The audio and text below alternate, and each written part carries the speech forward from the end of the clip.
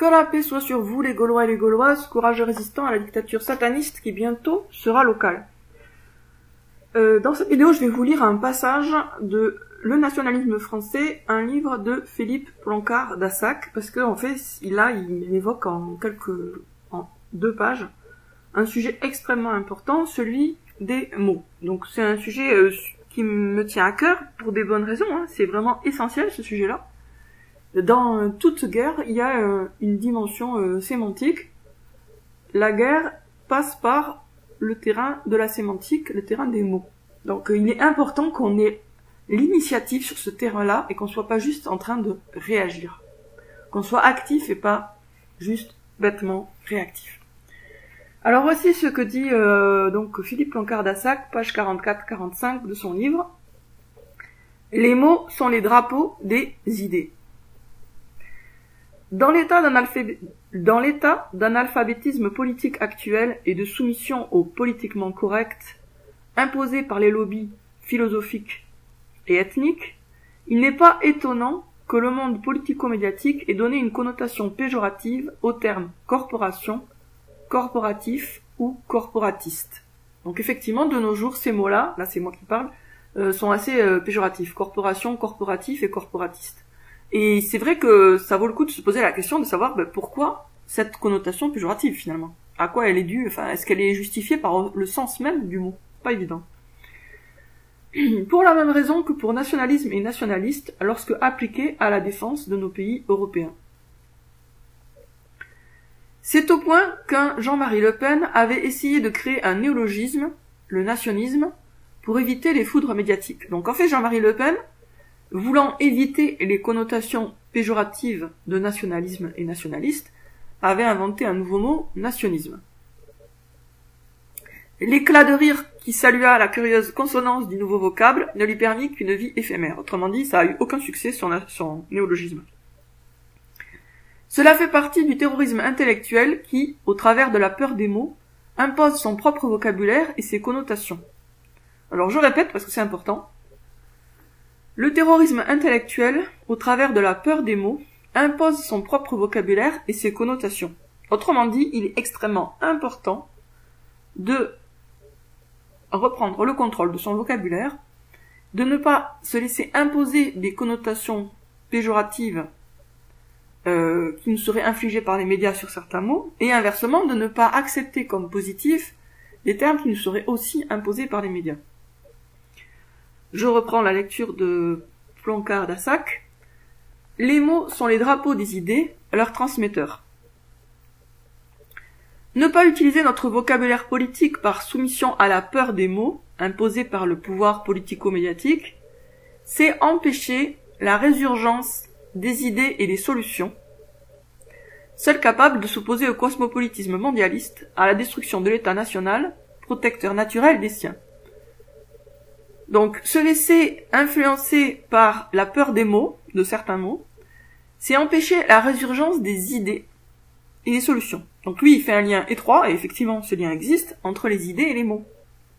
Les mots sont porteurs d'idées, donc quand on s'empêche d'utiliser certains mots, ou qu'on se laisse imposer certains mots, on est forcément manipulé au niveau de nos idées, et pas juste au niveau de notre vocabulaire. Qui ne voit que céder au chantage au vocabulaire, comme le font certains dirigeants nationaux, c'est abandonner notre vocabulaire politique au bénéfice de celui de l'adversaire. Cela sous prétexte d'efficacité, or le succès n'est même pas au rendez-vous de cette tactique. C'est-à-dire que abandonner son propre vocabulaire pour se laisser imposer le vocabulaire par l'ennemi, on peut le faire au nom de l'efficacité, mais au final ça ne donne strictement rien.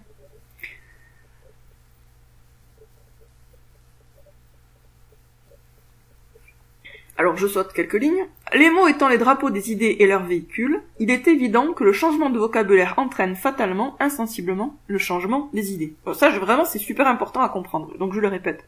Les mots étant les drapeaux des idées et leurs véhicules, les mots sont les véhicules des idées, il est évident que le changement de vocabulaire entraîne fatalement, insensiblement, le changement des idées. D'où l'importance, comme je vous disais dans la précédente vidéo, de gagner la bataille du vocabulaire et de nous forger notre propre vocabulaire, qui est beaucoup d'ailleurs une résurgence d'un vocabulaire ancien, comme des discernements, Jugement, ce sont des mots qui existent depuis toujours dans la langue, mais de nos jours, qui les utilise? Qui parle de discernement et de jugement? Surtout jugement. Jugement, oh, c'est pas bien.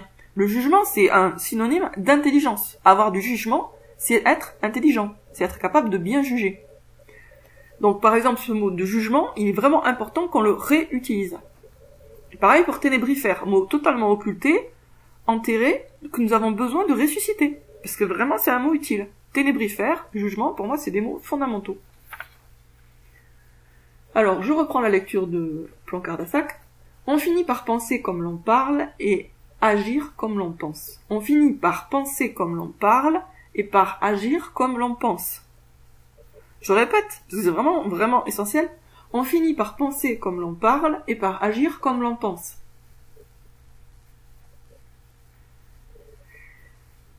La défense de principe d'une doctrine ne peut à l'évidence se faire avec les mots et les symboles adverses. On ne peut pas se battre contre la franc-maçonnerie avec comme symbole le drapeau bleu-blanc-rouge. C'est le drapeau qu'a voulu la franc-maçonnerie pour la France. Donc y a beaucoup de gens qui sont complètement dans l'illusion et le leurre et qui se revendiquent comme des espèces de révolutionnaires de 1789, alors que justement, là, actuellement, la dictature sataniste, elle est le prolongement de 1789.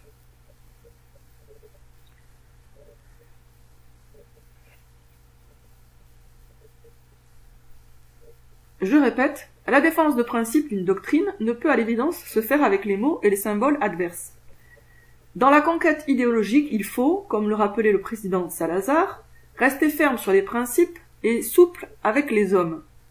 Cela veut dire essentiellement que face à un environnement politique hostile, il faut à la fois rester soi-même et à la fois ne pas rester retranché dans son ghetto intellectuel.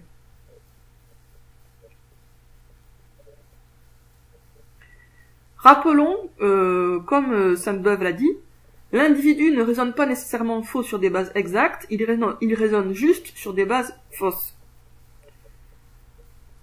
Nous devons donc inlassablement rectifier autour de nous l'information et la vision mensongère de l'histoire, inculquée dès le plus jeune âge à nos concitoyens. Voilà. Bon, en tout cas, vous voyez que je suis pas la seule à le dire. Gagner la bataille du vocabulaire, c'est essentiel. Et ça demande une véritable réflexion sur les mots, et puis surtout, de ne pas utiliser le vocabulaire de l'ennemi, puisque c'est celui qui veut nous imposer, ça fait partie de sa stratégie pour gagner. Donc pourquoi accepter bêtement de lui donner l'avantage? Non, on doit se battre sur ce terrain-là. Je dirais même plus que de nos jours, actuellement, vu la situation et le contexte politique, on ne peut se battre que sur ce terrain-là. On ne peut se battre quasiment que sur le choix de nos mots à nous. Pour l'instant, qu'est-ce qu'on peut faire d'autre? On peut aussi travailler sur l'imaginaire, les rêves, mais tout ça c'est lié. Donc le choix des mots, ceux avec lesquels on pense, ceux surtout que l'on utilise quand on parle, beaucoup, et imaginer un maximum tout ce que l'on veut. À bientôt les amis.